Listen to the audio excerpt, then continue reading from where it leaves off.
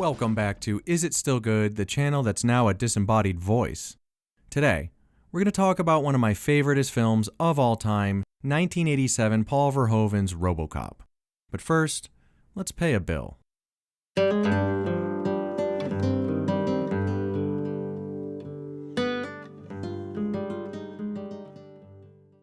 we're back!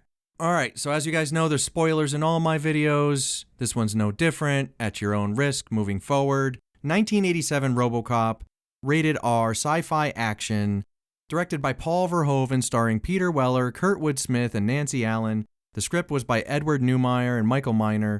Neumeier came up with the idea while working on the set of Blade Runner, I believe. The budget was about $14 million, and the box office cleared about $53.4 million. So everybody universally really loves this film, by the way. Rotten Tomatoes gives it 91%, but pretty much everybody I've spoken to and shown this movie to has absolutely loved it, and with good cause. So let's get into it. Basil Palladores doing the score here just absolutely murks it. I mean, this is one of the coolest themes.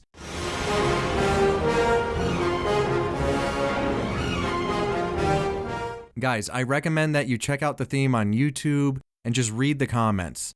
They're hilarious. Okay, everybody loves this theme. I enjoy watching the orchestra perform this song, and it's just so cool.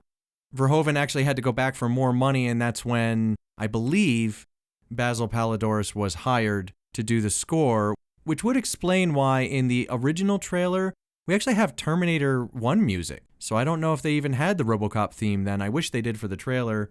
Probably would have made it even more popular.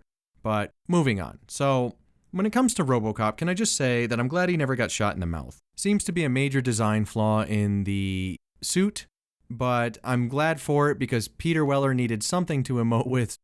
So he has to use just his mouth for, the first part of the movie. And as the movie goes on, more and more of the machine is stripped away and more of the man is revealed. So I really like that. There's a lot of philosophy to this film, so you can really go down rabbit holes, seeing all the philosophical parallels drawn there. For those that have seen this movie a trillion times and you already are a huge fan and you're just kind of watching this because you already love it, can I recommend that you check out our Robocop remake? You got to find it somewhere online. But basically what they did was they gave like 52 directors like 2 minutes of the film to shoot in the cheesiest, lowest budget way possible. And it's absolutely hilarious. I love it. And you can tell they truly love the movie as much as I do. So that's really, really cool. I had a good time with that. I also saw recently an epic rap battle starring Alex Murphy against the Terminator. Really cool. And actually I had Alex Murphy ahead 9-7. I think Robocop won that one. So check that out too for fun. But as far as the film's concerned, first and foremost, Ed 209 scared the crap out of me when I was a little kid. Big time. And a big part of that had to do with the sound design in this film, which I believe won an Academy Award as well. So that's pretty cool, and it really does hold up.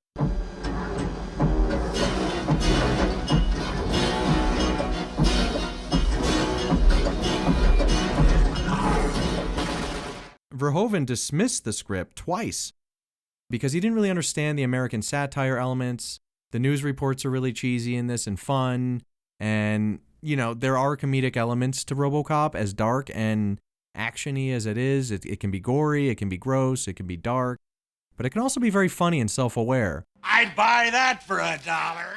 So this film really just nails tone flawlessly. I mean, it's not quite a perfect film, but man, it really does nail the tone that it was going for, and it's just masterfully done. This film to me is aging like a fine wine, as I put in the title. I just think it's beautiful. Just watched it again, of course, and not only does it hold up, it just keeps getting better for me. I don't watch any other Robocop film, but if you're gonna, Robocop 2 is okay. It just doesn't compare to this one. There's something about Robocop 1 that was just lightning in a bottle.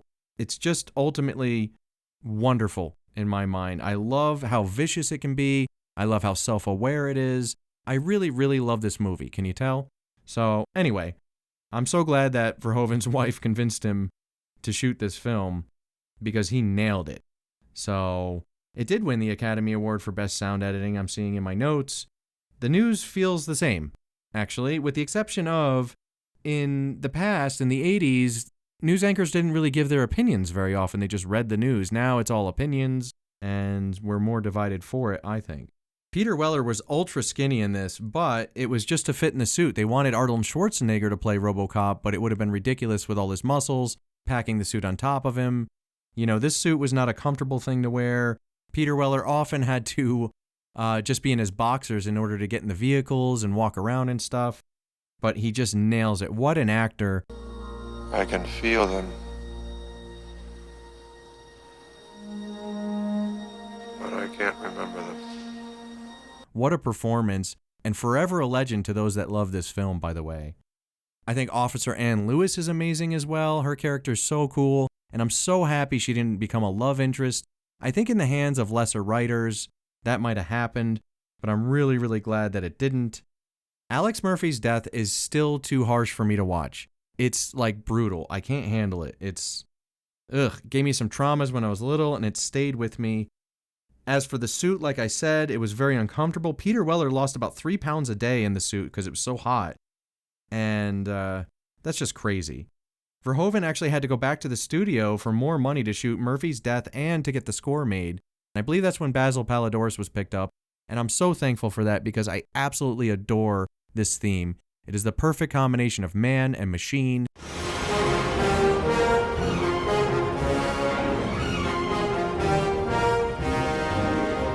Look it up on YouTube, like I said, and, check the comments. They're absolutely hilarious. Everybody loves that score.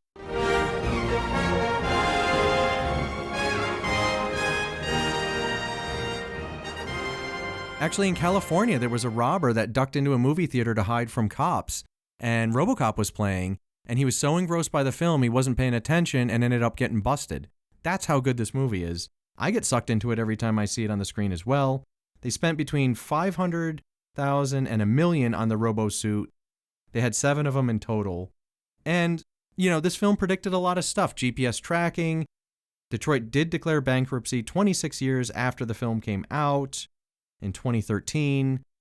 It took 12 submissions to the MPAA to get just an R rating. It was too gory. They had to keep cutting things out. And it's still really, really brutal. Just to warn you, if you're triggered by that stuff, this is not the movie for you.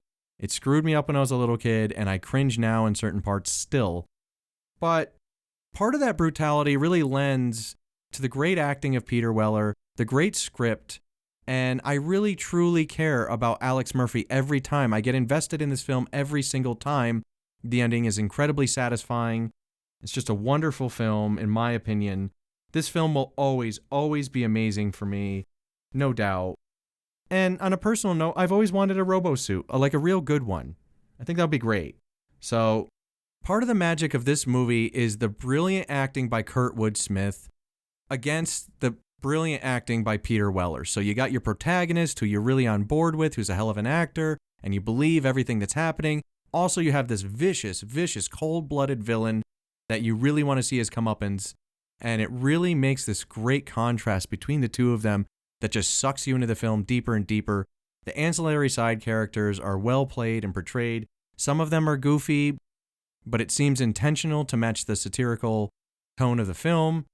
And I'm down with it. I'm just down with it. I love this movie. I'm always going to love this movie. There's nothing wrong with Robocop. There's a lot wrong with Robocop 2. And let's not ever speak of any Robocop 3 or television spin-offs or the remake in 2014. I could care less about all those. I don't even care to watch them. As a matter of fact, when I see the 2014 Robocop, I instantly think, hey, I should put the original on. And that happens every time. So I love this movie. I'm always going to love this movie. I think you're going to love this movie. This is well made. It's well acted. There's amazing writing in it. The sound editing is second to none.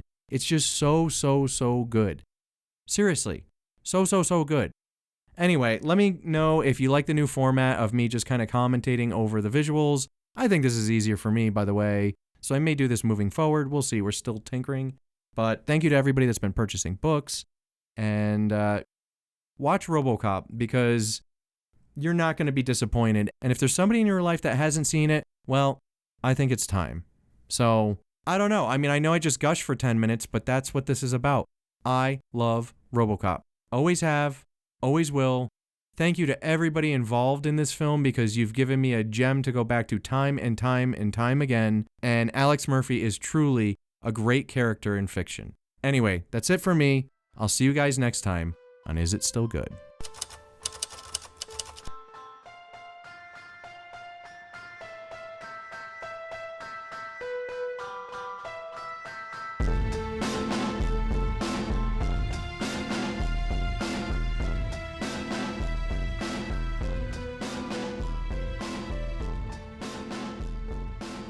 Nice shooting, son. What's your name?